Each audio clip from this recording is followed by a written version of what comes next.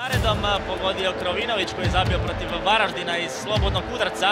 Ovdje je Ercek u prigodi, Ercek puca prema vratima Lučića. Lučić se uspio znači nogom obraniti ovaj udarac. Na drugoj strani je već Livaja pod prekršajem, a mi možemo zaključiti kako smo u 4 minute nastavka vidjeli više nego u cijelom prvom dijelu. Marić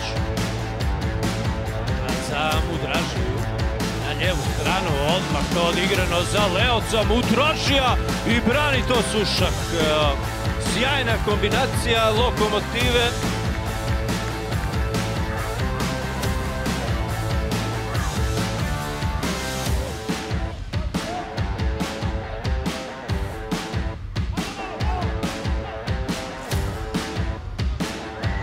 Vraćeno do Krizmanića, Rukavina, opet Rukavina i brani to Marković, međutim nije gotovo, Mitrović još jednom brani Marković.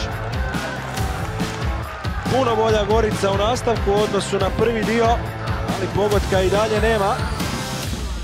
Gledamo još jednom Rukavina, fantastičan danas igrač s brojem 41 na svojim leđima, Gabriel Rukavina kod Gorice. Povukao je Duarte vrlo kvalitetno, dodao do Pušića, Pušić ima otvorenog Jurišića, Jurišić hvita pokraj Ristovskog i ovo je lopta koja je umalo završila u golu, vadi to Nevisnić, 3. minuta, prva prijetnja domaćina.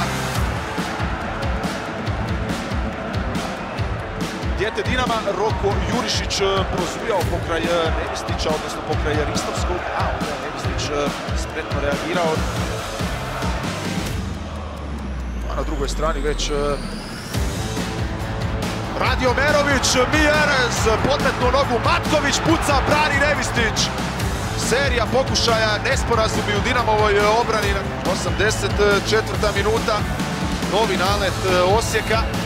Fantastična reakcija Mijereza.